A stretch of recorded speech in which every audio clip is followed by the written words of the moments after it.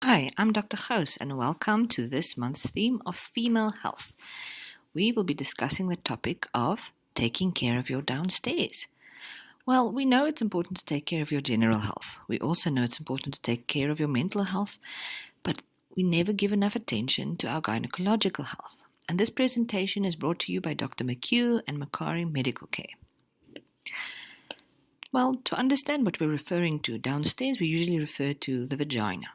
And the vagina is not the whole of the reproductive organs.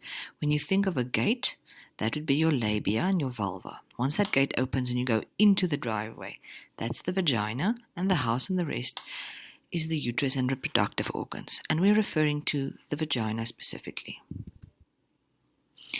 Well, the vagina is a self-cleaning organ, and it's got a balance between good and bad bacteria. So there are a few do's and there are a few don'ts. We'll start with the don'ts. Don't wash with any specialized products or scented products. Don't do any douching or steaming or any aesthetic treatments in the vagina. That disrupts the balance and you are predisposed to certain infections like bacterial vaginosis or a yeast infection.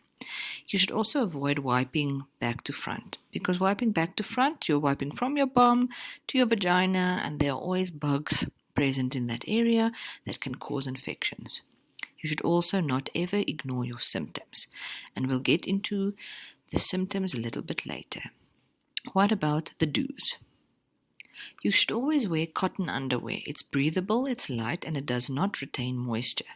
A moist, warm environment is breeding ground for any bugs that can cause infections.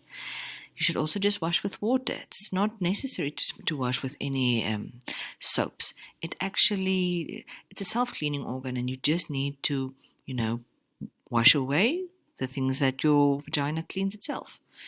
We should also get regular STIs and cervical screenings. And Dr. Sadler will explain more later this month what is a pap smear, how do we do it, why do we do it, and where you can have yours done. So, what is abnormal? If you've got a smell or an itch downstairs, that's usually abnormal.